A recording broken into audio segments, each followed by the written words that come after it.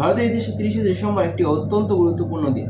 1943 সালে এই দিনে ভারতীয়রা 1857 সালের পর প্রথমবারের মতো ব্রিটিশ উপনিবেশিক শাসন থেকে একটি ভূখণ্ড পুনরুদ্ধার করেছিলেন। নেতাজি সুভাষচন্দ্র বসু 1343 সালে 21শে অক্টোবর সিঙ্গাপুরে আজাদ হিন্দ সরকার ও তার সেনাবাহিনী গঠনের ঘোষণা দেন।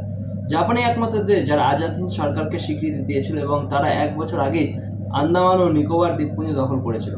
বসু দাবি করেন যে যেহেতু আন্দামান ভারতের অংশ এবং তিনি নির্বাসিত সরকারের প্রধান, তাই দ্বীপপুঞ্জটি আজাদ হিন্দ সরকার এবং তার ভারতীয় জাতীয় সেনাবাহিনীর কাছে হস্তান্তর করা উচিত। 1943 সালের 6ই নভেম্বর বৃহত্তর পূর্ব এশিয়া সম্মেলন জাপানের রাষ্ট্রপ্রধান জেনারেল তোজো ঘোষণা করেন যে আন্দামান নিকোবর দ্বীপপুঞ্জ আজাদ হিন্দ সরকারের কাছে হস্তান্তর করা হবে। 1943 সালে 29শে ডিসেম্বর বসু এম সহায় এবং মেজর আবিদ হাসানকে সাথে নিয়ে পোর্ট ব্লেয়ারে পৌঁছান ও জাপানি কমান্ডারের সাথে দেখা করেন। তিনি রস দ্বীপে এক রাত কাটান। পরের দিন সকালে নেতাজি পোর্ট ব্লেয়ারে একটি বিশাল জনসভায় যোগ দেন। সভার শুরুতে নেতাজি ভারতীয় পতাকা উত্তোলন করেন। পটভূমিতে ভারতীয় জাতীয় সঙ্গীত গাওয়া হয়। তার ভাষণে নেতাজি ঘোষণা করেন যে এশিয়ার নেতা নিপ্পন কর্তৃক আন্দামান দ্বীপপুঞ্জ ব্রিটিশ শাসন থেকে মুক্ত হয়েছে।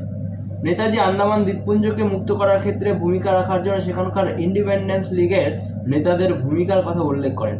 এরা ছিলেন রামকৃষ্ণ, দুর্গাপ্রসাদ ও নবাব আলী। কর্নেল এডি লোগানাথনকে দ্বীপপুঞ্জের কমিশনার ও মেজর আলিফকে তার ডেপুটি হিসেবে নিযুক্ত করা হয়। 1944 সালে 9 জানুয়ারি নেতাজি এই ঘটনায় তাৎপুঞ্জের সম্পর্ক বলেন, আমি এবং আমার দলের সদস্যরা আমাদের জীবনের এক অনন্য অভিজ্ঞতা লাভ করেছিলাম যখন আমরা প্রথমবারের মতো স্বাধীন ভারতের মাটিতে দাঁড়িয়েছিলাম। রস দ্বীপে প্রাক্তন ব্রিটিশ চিফ কমিশনার বাসভবনের উপর আমাদের ত্রিরঞ্জিত জাতীয় পতাকাটি বাতাসে উড়তে দেখা আমাদের জন্য এক অবিস্মরণীয় অভিজ্ঞতা ছিল।